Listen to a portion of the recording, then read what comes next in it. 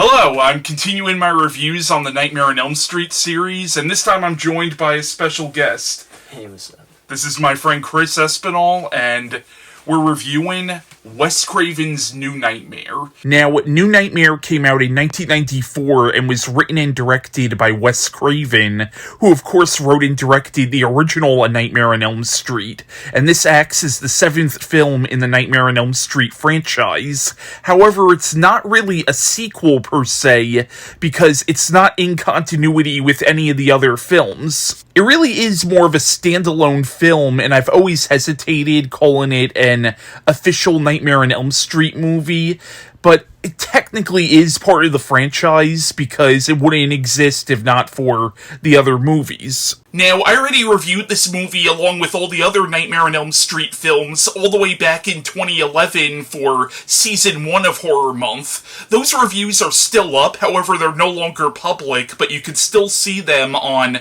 the Horror Month Season 1 playlist, which I'll leave a link to in the description below. I also discussed this movie at length in a 2018 retrospective on the Nightmare on Elm Street franchise I recorded with some friends of mine, which I'll also leave a link to in the description below. However, I will also include some audio from that retrospective later on in this video. Yeah, so this came out like right after Freddy's Dead. Freddy's Dead was intended to be the final film, but then Bob Shaye, the producer of all these movies, asked Wes Craven to come back and do this one.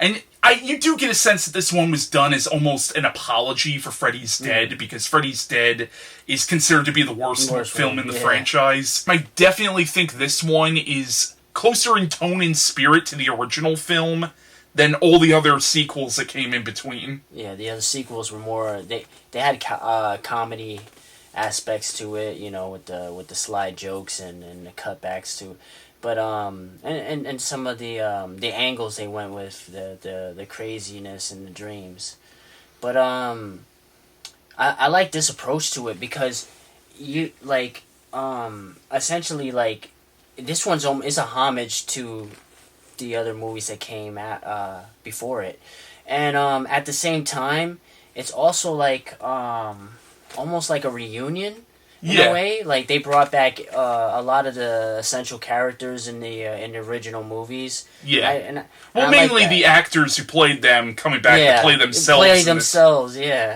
The premise of the movie is basically an ancient demon has taken on the form of Freddy Krueger from the Nightmare on Elm Street movies, but in order to come through into our world, it needs to first go after the people who made the Nightmare on Elm Street movies, namely Heather Langenkamp, who played Nancy in the original film, and her son. And in the film, you of course have Heather Langenkamp playing herself in the movie, and technically playing Nancy in a weird way, because as the movie goes on, you see the film world and the real world start to overlap. Like, the whole premise of the film is, it's about film overlapping reality, essentially. Yeah. So she starts to become Nancy, and then you have John Saxon playing himself in the movie. He played Nancy's father in the original film, but towards the end, you start to see him literally become the character of Donald Thompson from the original, and you also have Robert Englund playing himself in the movie, and he plays the demon in the film. You have Wes Craven playing himself in the film. You have Robert Shaye making a brief cameo as himself. You also had Jesus Garcia, who played Rod, who's Tina's boyfriend in the original film. He has a very brief cameo in this. You even had a very brief cameo from Tuesday Night, who played Kristen Parker in A Nightmare on Elm Street 4. She has a brief cameo in the funeral scene. So a lot of the people who worked on not just the first one, but the sequels as well, like, have either cameos or actual characters in this movie, and I thought that was, like, really cool, actually. Yeah. The film also stars Miko Hughes, who people might recognize as Gage Creed from Pet Sematary, as Dylan, Heather's son. Now, it should be noted that even though Heather did have a son around this time, Dylan is a completely fictional character. David Newsom plays Chase Porter, Heather's husband, who is also a completely fictional character. However, he is loosely based on Heather's real-life husband, David Leroy Anderson. Rubin, who is a special effects artist in real life. You also have Tracy Middendorf as Dylan's babysitter, Julie. Lynn Shaye, who is Robert Shaye's sister, has a very small role in this movie as a nurse. Now, she was also in the first Nightmare on Elm Street movie as Nancy's teacher. And you have Fran Bennett as Dr. Heifer, who is essentially the film's secondary antagonist. I also like the fact that this is I mean, technically it's not really a Nightmare on Elm Street, but it plays a homage to it. But whatever this entity is, this creature, this demon that's trying to portray as Freddy Krueger, I noticed that some of the top moments in the original movie and some of the old movies, it kind of reenacted those moments. Yeah. And I like the fact that, like for instance, the babysitter that was dragged up in the ceiling, you actually get to actually see Freddy, or whatever this entity is, just dragging her, you know what I mean? And you actually get to see if, him committing the act rather than an invisible force that pushed the character into that. So I like things like that. I also like how the cast interact with each other in a way. It's like you have to play this movie like they're encouraging her, and there's some nods to reality.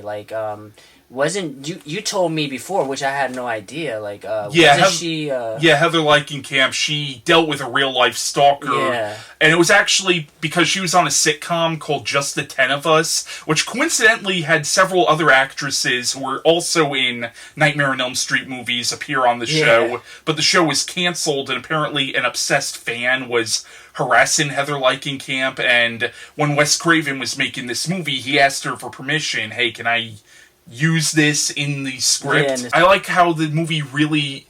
It's almost a commentary on how these films... on how the Nightmare on Elm Street series not just affected, the fans, but how it personally affected the actors and actresses and filmmakers who were involved in them. Yeah, it's weird, you know what I mean? That real-life scenario where she's being stalked was from a family show, and it wasn't it wasn't because of a horror movie. Yeah. You know what I mean? And then it showed when they did the interview scene where Freddy Krueger's popping out, and you see a lot of children there. They're fans of Freddy Krueger. They're like, yeah, you know what I mean? You even see him do a high five with one of them. Yeah, and the film, it's also a commentary on how not just the Nightmare series, but horror films in general affect children.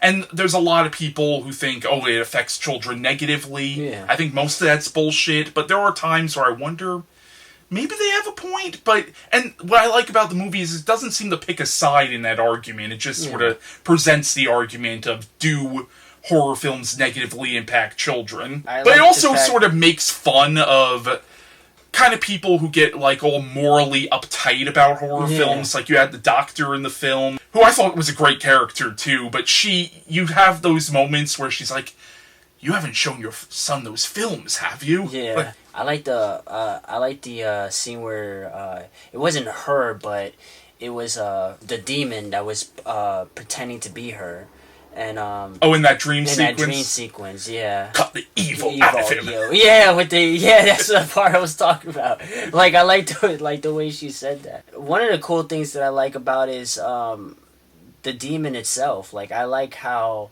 I kind of like the long trench coat. I like the dark aspect to it. No real dialogue that has that cutbacks and sly jokes, you know what I mean, any of that. This one was was straightforward, with... I don't know this for sure, but I think the look for Freddy in this one is actually closer to what Wes Craven originally wanted Krueger to look like in the original film. Yeah, I like the makeup of it, the skin and everything. The claw is actually it's part of his hand. Yeah. And I also, what I really love about this film is it's a commentary not just on how films affect society and how films affect the people making them, and a commentary on filmmaking. It's also commentary on storytelling in general and the nature of storytelling. And I thought it was really interesting how the character of Wes Craven in the movie, everything he's writing in the script is actually happening. And it's like, is he causing all this to happen, or can he even control it? And like, there's a lot of conversations in the film about why does God let bad things happen to us, and like, but there's sort of this idea of the writer becoming like God. Like, is Wes Craven essentially being God because he's causing all these events to happen, even though he can't control it himself? And you see that everything in the script is everything that the characters are experiencing, and it plays into that whole concept of predestination. What if our whole reality is just a story being written by God, you know? Like, it's really interesting how there's sort of a weird commentary on religion and how religion ties into storytelling. One of the cool things that I really enjoyed is how they blend the scenarios, like before everything starts to go really wacky. There's a lot of dream sequences, the claws, hearing the rhyme, the famous rhyme for the 1, 2, 3, Freddy's coming for you. She wakes up to something a little similar that's going on. Like her son is actually singing that. You know what I mean? Or she'll wake up and she'll she'll envision something happening, and then she'll wake up to something happening that's similar to it, but not exactly. It's kind of cool the way he plays with that, and it's also have to do with the merging between the script writing as well as what's going on. You know what I mean? Like the movie itself becoming real life as this demon progresses and becomes stronger. Yeah. So, one thing that I thought was interesting, it's not really explained in the movie, but like, you have all the earthquakes that are happening, and it's like, it seems like the demon has something to do with that, because the whole idea is that this demon needs to kill Heather and her son, and he'll officially be in our world. But it's like, what will he do in our world? Will he just do what Freddy does in the movies? Or is it going to be something more apocalyptic if he comes through into our world? And maybe these earthquakes are some weird foreshadowing of what will happen if he's allowed to cross over. I want to talk about, like, that, the dream sequence when she actually, like, you know, what's the scene where her son leaves she leaves the sleeping pills? Yeah, he leaves the sleeping pills, and man, then they go to hell through his bed. Through his bed, the way the sheets just form into like a pyramid that she's sliding right down. That was really awesome, man. Yeah, some great set design too. Yeah, that really is. As she's going through the whatever that tunnel is, it leads her to this very demonic and decrepit, and you know, it's just riddled with biblical things written around the demon head displayed there. It was just amazing. The furnace, the fire, the snakes. There's a lot of, like, I like that. It's pretty damn cool. I also thought the idea that this demon has been captured in other stories and has taken on the form of villains from other stories, it makes you wonder what other villains has this being taken on throughout history. Yeah. And at the end, you see it in its demon form, which also kind of implied to me that maybe this being was actually Satan, or if we want to assume Satan is just a character. I'm not saying he is or not, I know that's a matter of belief, but let's say the devil is just a character. You can't deny Satan as a character has made a huge impact on at least Western culture, whether he's real or not. So, like, maybe this entity is Satan, or at least has taken the form of Satan throughout its life. Because I get the idea in this movie that this entity, whatever it is essentially something that's haunted humanity from the very beginning. Like, it's almost this ultimate evil that the human race has always feared. And we've always just used stories as ways to placate it or pacify it, essentially. It had this prior to its attempt to be released. it had this sense of power anyway. You know what I mean? It had some form of power. It was already manifesting dream sequences during the daytime where people were awake. You know what I mean? Yeah. With the walls showing the slashings, the earthquakes, them appearing during the daytime in the funeral, and it showed that it had great power even then. You know what I mean? So I can imagine like if it was fully unleashed, but that's really crazy. I wasn't thinking about that. Like this demon portrays other entities or other things in different stories. That could be like one of the most craziest things if it plays itself as Satan. It's, you know what I mean? Or even like there's a lot of references to the story Hansel and Gretel. Yeah. And it's like maybe this demon was also the witch from Hansel and Gretel. Like it's this whole idea that's just this thing that's always haunted us, that's just worn multiple faces throughout our history. Yeah. Throughout the history of the human race and the history of storytelling. Yeah, definitely. Its demise at the end is very similar to the demise of the witch in Hansel and Gretel as well. So and as well as the story being told, I find that quite funny, you know, because that kid clearly is going through a lot of trauma, but he still prefers scary stories to put him to sleep. Yeah. You know what I mean? That was one of them. I did find the one thing that's weird, that ending where she ended up reading parts of the script to her son. And I'm like, that's the most traumatizing thing you could do, man. You eventually have to read the part where your father dying. You know what I mean?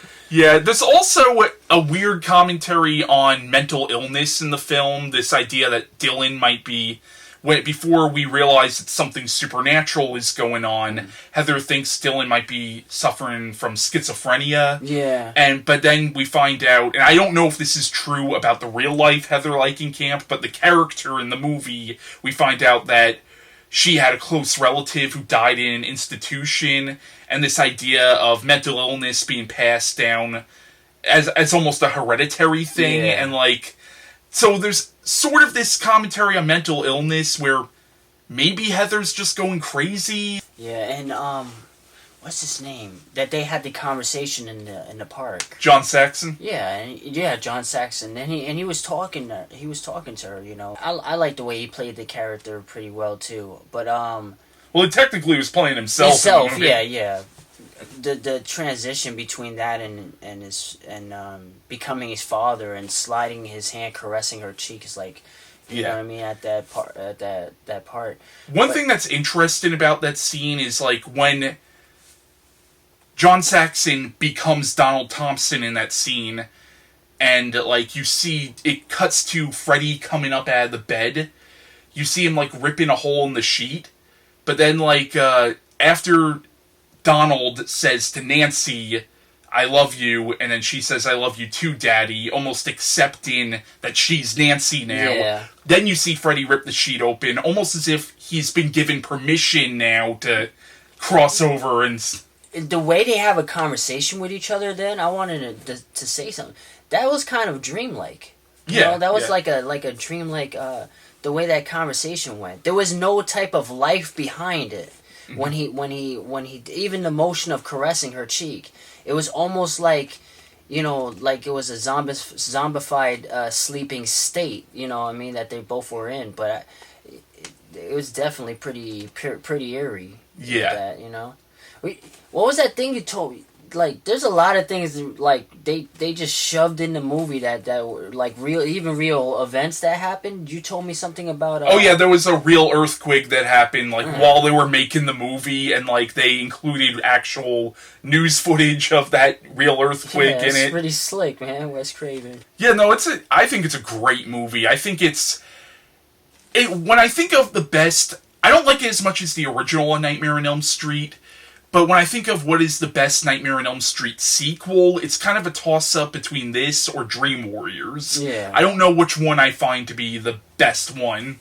But I think this might be the most well-made Nightmare on Elm Street movie. Oh, yeah. Definitely past Dream Warriors, I would say this is the best.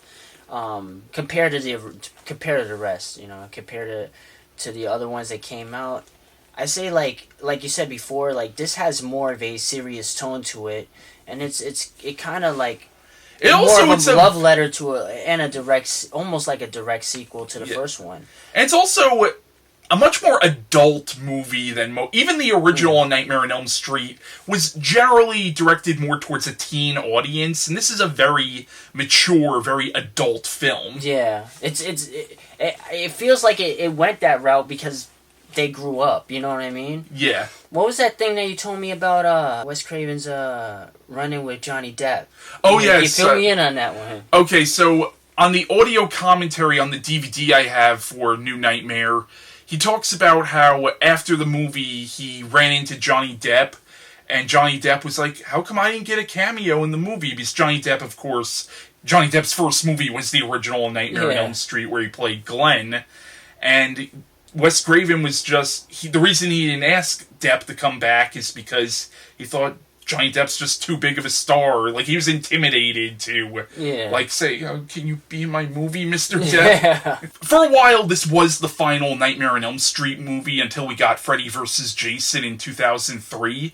But if this were the last one, I think this would have been a great send-off for the whole series. Yeah. Even though it's not technically part of the series, it still feels like an appropriate ending to the series. Yeah, definitely. Now, I want to point out that there actually was a novelization of this movie released the same year by David Bergantino. I've never read it, but I actually would really like to at some point.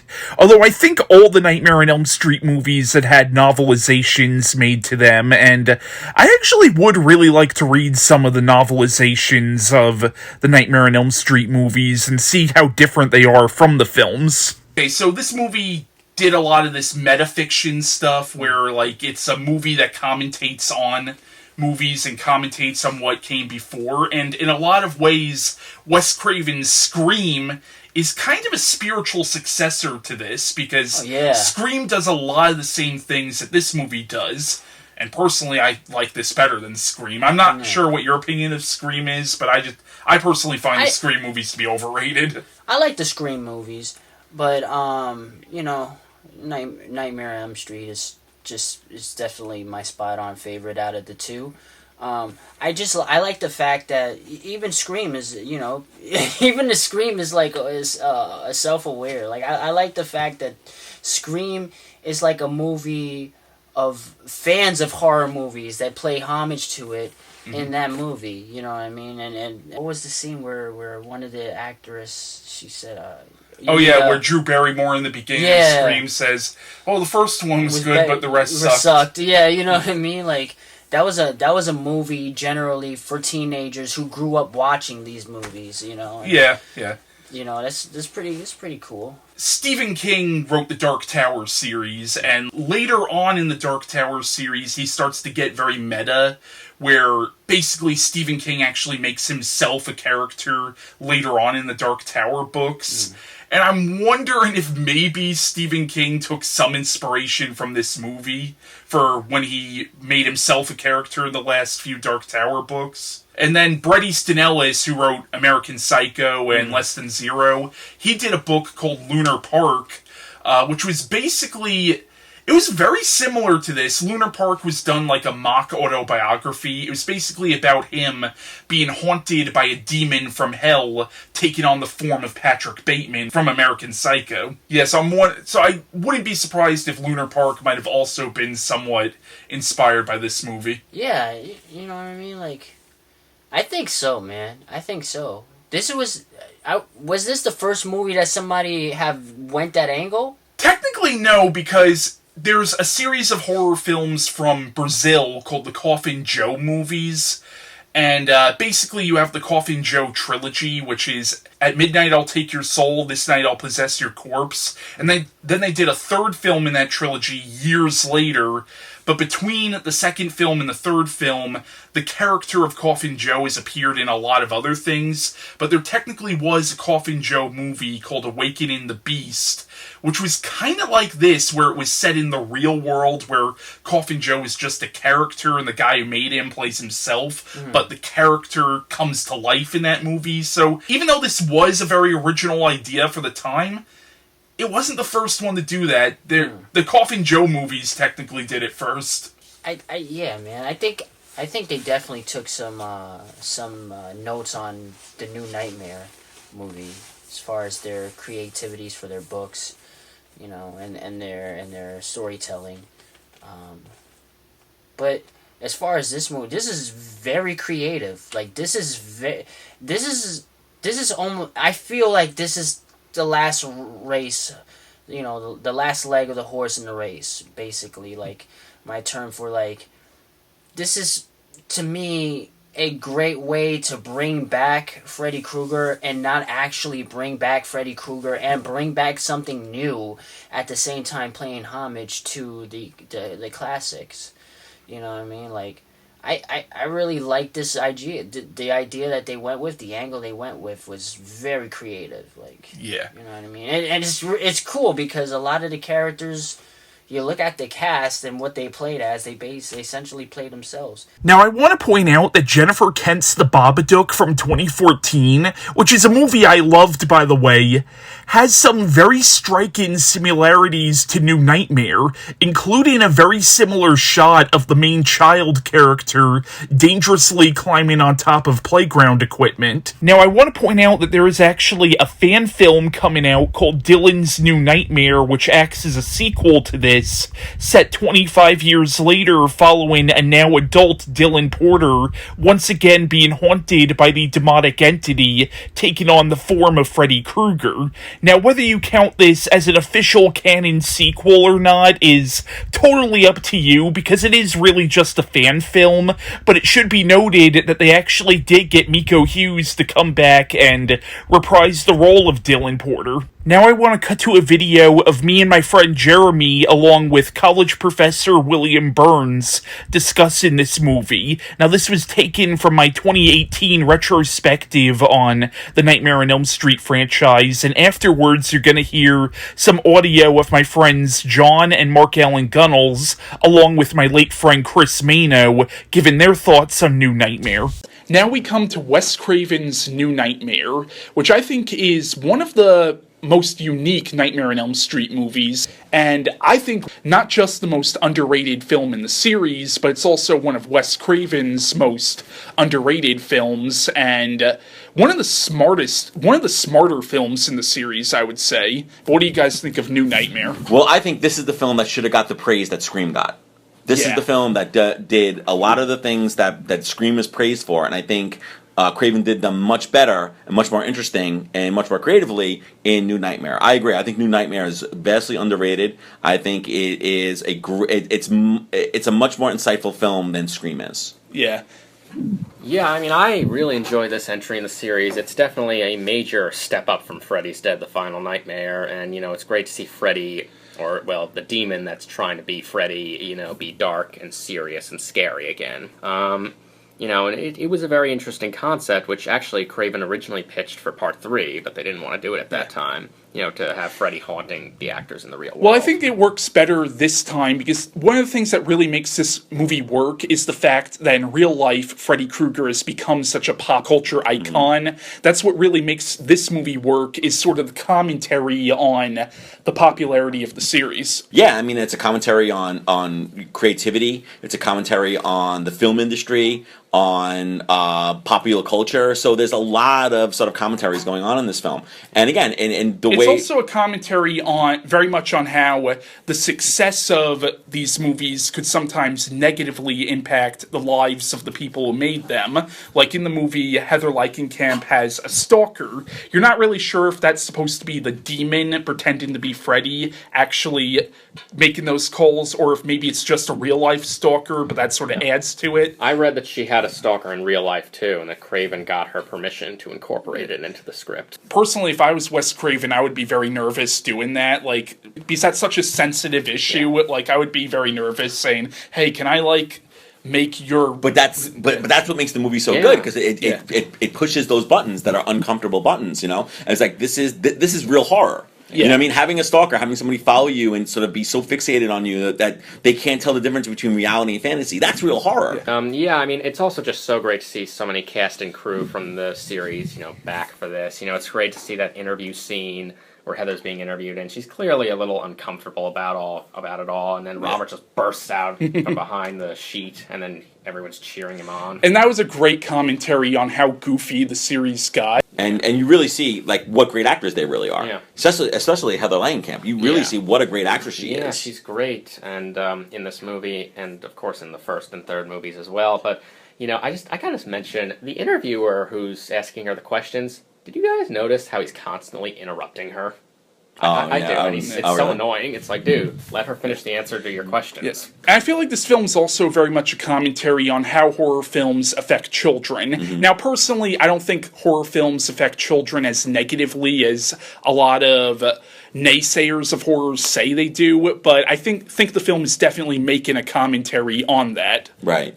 Yeah, and really sort of critiquing that belief. Right, that sort of, you know, I mean, you know, putting on the news, look on the news, that's much more, you know, you can be much more sort of scarred and sort of affected by things that are going on in real life than, you know, than art. So. I also thought Freddy's redesign was very good. Mm-hmm. You know, obviously, Craven wanted to portray not really Freddy per se, but this entity, this demon that's taking on the persona of Freddy, so I think it was natural. I thought that was very fascinating, like the idea that the villain of this movie is really this ancient demon that for thousands of years has simply taken on the form of villains from different stories, which makes you wonder what other villains has this demon taken on the form of.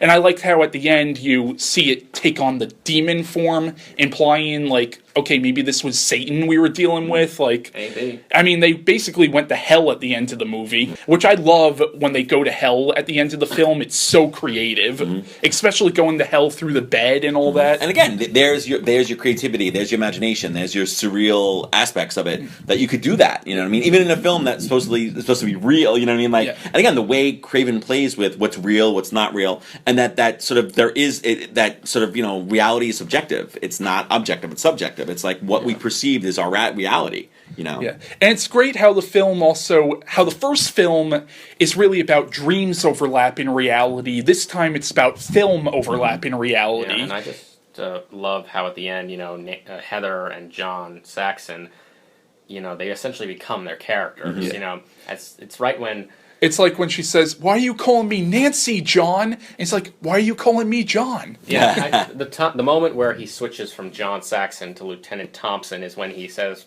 "Yeah, sure," which is just what he did towards the end of the first film when he says to her, Nancy, "Yeah, sure," when she says that Kruger is the one doing it. Right. Well, you know, it's funny going back to your point about about film, about how it came from dreams, now it's coming from film. But again, there's been a lot of analogies between watching films and dreaming. Right. You're in the dark. Right, just like when you're in the dark when you sleep. You know what I mean? In films, you're sort of watching what's going on. In dreams, we're almost like we're passively watching what's going on. So there's been a lot of analogies between the idea of film, the experience of watching films, and the experience of dreaming. So it just seems to be a natural sort of connection, you know. Yeah. And also too, I mean, what he does really well is it shows us that, you know, that art and life, we want to see those two things as separate entities or separate sort of experiences, and he shows how those things bleed into each other all the time. Yeah. Heather's husband dies in the movie, and her son is like, why does God let bad things happen? And I thought that was really interesting. There's a lot of commentary on religion in the film, especially like the scene where Dylan goes up on top of that jungle gym, and then when he falls, he goes, "God wouldn't take me." I thought that was really fascinating. What's also fascinating is the fact that everything that's happening to Heather in the movie is what Wes Craven is writing in the script. Right. And it's sort of a commentary on how a writer becomes like God. Right, no, absolutely. Yeah, think about it. Almost all religions have a narrative, Yeah. right? Somebody who's written something, right? That's important, right? In New Testament, right? It started, got the Word. It started with the Word, So yeah, I mean, there's been a lot of discussions too, right? Of the idea of artists and God, right? God is the ultimate creator. Well, artists create, things as well. They create worlds just like God created worlds. So again, that's why I think this film is so much better than Scream, and people give so much attention to Scream because it was so metafictional and it's postmodern and everything. And this film does all those things and does them so much better and so much deeper, Yeah. And maybe it's because the other film didn't do it as deep that maybe that's why it became so popular. Yeah. Maybe because this film is more intellectual. Maybe that's why it wasn't as popular. And it's hard to say whether I like this better than the first one because, as I said, the first one I think is Craven's masterpiece, and it's also one of my top 10 favorite films of all time. But there are a lot of things that this movie does kind of better than the first one did, so it's hard to say. Well, how many years were between the two films? 10. 10 years. So you see Craven matured as an artist. In 10 years, he was maybe he was a better filmmaker. He was more assured in what he was saying. Maybe thought more about what he was trying to get across. Because there's a part of me that really wants to say that this is probably the most sophisticated film in the franchise. Mm-hmm. Oh, absolutely. Yeah, absolutely. Yeah, I would say that it's aware of itself. Right. Mm-hmm. I mean, like I said before, I also do love that scene where Robert, comes out on TV and is waving to the fans, and then after he's signing autographs for them, because that reflects in real life how nice he is to to his fans. I want to point out, though, that apparently there was going to be a scene where the demon taking on the form of Freddy comes after Robert Englund, which I'm kind of glad that wasn't there, because from what I heard about that scene, I think it would have really thrown off the tone of the movie. I feel the opposite. I'm disappointed that Robert Englund never, maybe it didn't have to be that particular scene, but maybe he couldn't have, been face-to-face with this demonic entity. Oh, with Freddy, right? Because he's always been the villain. What about turning him into the victim? Wouldn't it have been great if Freddy had confronted him and said, something like, "I don't need you anymore"? Mm-hmm. That would have been interesting. I kind of like how in the film, even though it's implied that this demon was going after the other people who made the Nightmare on Elm Street movies, it's really Heather Langenkamp who's dealing with this demon, and it's really her struggle with the demon. Although and I agree with that, but like I said, I do wish that Robert Englund in the movie did have at least a bigger role in it. Maybe that conversation that he said, "Oh, maybe tomorrow, I'll talk to her, not today." Maybe that could have happened, I would have liked to see absolutely. that. Also, I want to just quickly talk about how the big missed opportunity in this was that Wes Craven was too shy to ask Johnny Depp to make a cameo in the funeral scene. Yeah, I heard the same thing, and I heard that later on when Johnny Depp ran into Wes Craven, he actually said to him, "Why didn't you ask me to be in the movie? I would have totally been in it." Yeah, and it's like he was willing to come back for a cameo in the abomination that was Freddy's Dead: The Final Nightmare. So why wouldn't he have come back for this? Absolutely. Once again, I think this is a brilliant movie, and I agree with you, Bill. This does what Scream would later do so much better than Scream does. And it doesn't. I know you're a fan of Scream, Jeremy, but it's just I don't take it personally. Right. And I just think that also too that it doesn't. It doesn't. One of the things I didn't like about Scream was that I felt that it was making fun of, not just making fun of the cliches of horror films, but it was making fun of horror fans as well. And this film, I think, doesn't do that. Yeah, that's my issue with Scream 2, is I think that movie is so condescending to the horror genre, where the film is sort of condescending to the later Nightmare on Elm Street sequels, but it's certainly not condescending to the first film, though. And the film really does praise that first film. Yeah, it's interesting how you mentioned that it's not condescending to the first film, because there is that line from the driver of the limousine at the beginning where he says, the first one was the best. Yeah, that's a good point. Which is obviously Craven's little dig at the sequels. Because he never really wanted it to become a big franchise, and I could kind of tell he was bitter about selling the rights. Here is Mark's review of Wes Craven's New Nightmare. Then there came Wes Craven's New Nightmare, the return of Wes Craven writing and directing. That film I loved. With Dream Warriors, that ties as my favorite. New Nightmare is very meta. A lot of the actors, as well as Wes Craven himself, and as well as I forgot his name, but the head of New Line Cinema at the time, they all appear as themselves in the real world. And now that the films have ended, an entity that sort of embodied Freddy is loose and attacking the actual actors and filmmakers. I thought that was very interesting. Wes Craven tried very hard to return Freddy to his scarier roots, not so jokey. I mean, in part 6, there was a scene where he literally told a joke and then slapped himself on the knee while laughing. That was so far from the original Freddy. I thought New Nightmare really worked to get him back to the creepier, scarier place he had been. I thought the story involving Heather Langenkamp as herself and her family and her fight against this creature, I thought all of that was fascinating and compelling, and I just thought it was a brilliant idea done very well. Here is Chris's review of Wes Craven's New Nightmare. I absolutely fucking love New Nightmare. It was such a great like meta awareness kind of sequel where almost like as a prelude to the Scream movies, which I know Christian probably doesn't appreciate me bringing up, but I liked that the idea of, okay, Freddy is actually bleeding into the real world now. Not even necessarily through Robert himself, just like through his existence as like a big pop culture character. And Heather playing herself, and she's got a son and everything. It's really interesting, especially if like you were a huge fan of the previous ones. It really kind of shakes things up and really makes you rethink how you look at these movies. And I love that whole final sequence where they go into Freddy's world and like, you know, they're fighting him in that weird like little furnace area and stuff. It's really cool, and the ending itself where it becomes like this sort of Ouroboros effect, where like she's reading the script and you've just seen this whole movie, and it kind of ends on this really weird like metafictional rumination of like the nature of the relationship between fiction and reality. It's a really cool movie. I like it a lot. And here are John's thoughts on Nightmare 7. New Nightmare, I recently saw this for the first time. In the past, I saw parts of it, and recently I saw the whole thing. It was actually really good. I'm surprised, like, even though this is not really considered one of the official Nightmare sequels, but it's worth checking out. The way I would describe this, it was like basically a film within a film. I mean, it wouldn't say it was the making of the film. It was like showing like maybe like a 10-year, like it felt like a 10-year reunion of Nightmare on Elm Street in some ways. Would you say that? Yeah. Yeah. Where you see like how the other Langenkamp is just living a regular life, doing small minor television, and married with a kid, and they want her to come back for more Nightmare film, but she's like, I'm not interested anymore.